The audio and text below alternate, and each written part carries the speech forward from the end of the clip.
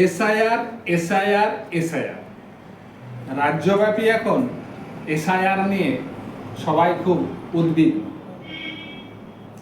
এই এসআইআর কি? এসআইআর হচ্ছে স্পেশাল ইন্টেনসিভ রিভিশন। এই সংশোধনের একটা প্রক্রিয়া। এসআইআর এর জন্য আমরা আমাদের বিএলওর কাছ থেকে 2 কপি ফর্ম পাব। ফর্মটায় কি আছে আমরা একটু দেখে নিই।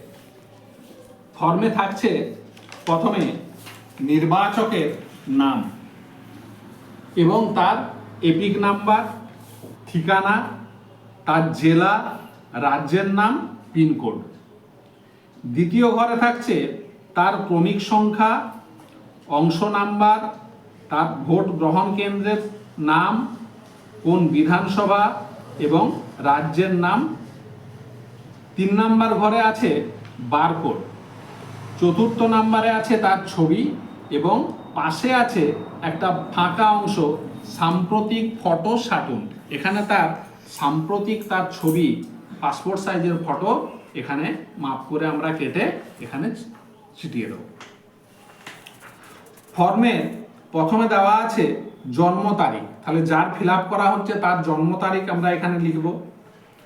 আধার নাম্বার লিখব, মোবাইল নাম্বার লিখব, পিতা অবলিক অভিভাবকের নাম, তাহলে পিতার নাম লিখব, অভিভাবকের বা পিতার এখানে এপিক নাম্বার লিখব, মায়ের নাম লিখব, মায়ের এপিক নাম্বার লিখব, স্বামী অবলিক স্ত্রীর নাম, যদি এটা স্বামীর ফিল আপ করা হয় তাহলে এখানে স্ত্রীর নাম লিখব এবং স্ত্রীর এপিক নাম্বার লিখব। আর যদি স্ত্রীর ফিল আপ করা হয় তাহলে স্বামীর নাম লিখব এবং স্বামীর এপিক নাম্বার লিখব। এর পরের অংশে আমরা 2টো ছক দেখতে পাচ্ছি। এখানে আমরা যাদের 2002 সালের সংশোধন তালিকায় নাম থাকবে তাদের ক্ষেত্রে আমরা এই বাম দিকের অংশটা ফিল আপ করব। 2002 সালের সংশোধন তালিকা আমরা আগে গ্রহণ করেছি, নিয়ে রেখে সংগ্রহ করেছি। সেখানে আমরা কি পাচ্ছি? বিধানসভা নির্বাচন ক্ষেত্রের নাম পাচ্ছি, অংশ নাম্বার পাচ্ছি এবং তার এখানে ক্রমিক নাম্বার, কত নাম্বারে তার নাম আছে, তার নির্বাচকের নামের সাথে সম্পর্ক, পিতা পুত্র যাই হোক সেখানে পাশে দেওয়া থাকবে, সম্পর্কিত ব্যক্তির নাম, তার লিঙ্গ, তার বয়স এবং তার এপিক নাম্বার। তাহলে 2002 সালে যদি নির্বাচকের নাম থাকে তাহলে আমরা এই ফর্মটির বাঁ দিকের অংশ আমরা ফিল আপ করব। সেখানে কি কি আছে? নির্বাচকের নাম লেখা আছে, এপিক নাম্বার লিখব, আত্মীয়ের নাম, আত্মীয়ের নাম এখানে হচ্ছে আমরা এখানে এই লিস্টে পেয়ে যাচ্ছি। আত্মীয়ের নাম এখানে দেওয়া আছে, সম্পর্ক পিতা, পিতার নাম লিখলাম, সম্পর্ক লিখলাম পিতা, জেলা, রাজ্যের নাম, বিধানসভা ক্ষেত্রের নাম। বিধানসভা ক্ষেত্রের নাম্বার আমরা এখানে পেয়ে যাচ্ছি, ওপরেই আছে। 2002 সালের সংশোধন প্রক্রিয়ায় আমাদের যে তালিকা আমরা সংগ্রহ করেছি তাতে বিধানসভা ক্ষেত্রের নাম, অংশ নাম্বার, অংশ নাম্বার পেয়ে যাচ্ছে এখান থেকে এবং ক্রমিক নাম্বার। ক্রমিক নাম্বার হচ্ছে কত নাম্বারে তার নাম আছে সেই নামের ক্রমিক নাম্বার আমরা এখানে লিখব।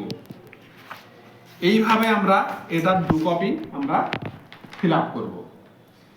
2002 সালের সংশোধন প্রক্রিয়ায় নাম যদি নাম না থেকে থাকে তাহলে আমরা এই ফর্মটা এই ডান দিকের অংশটা ফিল আপ করব। সেখানে আমরা কি করব? এখানে আত্মীয়ের বিবরণ, যার নাম পূর্ববর্তী কলমে সর্বশেষ এসআইআরে দেওয়া আছে, মানে আমার যার ফিল আপ করছি তার পিতার নাম, পিতার এপিক নাম্বার, আত্মীয়ের নাম মানে পিতার নাম লেখা হবে এবং সম্পর্ক লেখা হবে পিতা, জেলা, রাজ্যের নাম, বিধানসভা ক্ষেত্রের নাম, বিধানসভা ক্ষেত্রের নাম্বার, অংশ নাম্বার এবং ক্রমিক নাম্বার। এইভাবে আমরা এটা ফিল আপ করবো। ফিল আপ করার জন্য যদি আমাদের অসুবিধা হয়, তার জন্য আমরা কি করব, এই ফর্মটাকে কালেকশন করার পর আমরা এটার একটা জেরক্স করে নেব। জেরক্স করার পর সেই জেরক্স কপির ওপরে আমরা ফর্মটাকে ফিল আপ করবো। আমাদের ফর্ম ফিল আপ সম্পূর্ণ হয়ে গেলে বা আমাদের যদি কোনো কিছু জানার অসুবিধা হয়, তাহলে ফর্মের ওপরেই আমরা বিএলওর নাম এবং ফোন নাম্বার পেয়ে যাব। বিএলওকে ফোন করব এবং ফোন করে আমাদের অসুবিধা যদি কিছু থাকে আমরা সেটা জেনে নিয়ে ফর্ম ফিল আপের এই পুরো ব্যাপারটা আমরা ঠিক করে নেব এবং এটা ফিল আপ করার পর বিএলওকে আমরা জমা দেবো এবং বিএলও আমাদেরকে এক কপি উনি নেবেন আর এক কপি আমাদেরকে উনি স্বাক্ষর করে ফেরত দেবেন। যত পারলাম বোঝাতে, আপনারা চেষ্টা করুন, আপনারাও পারবেন। ধন্যবাদ।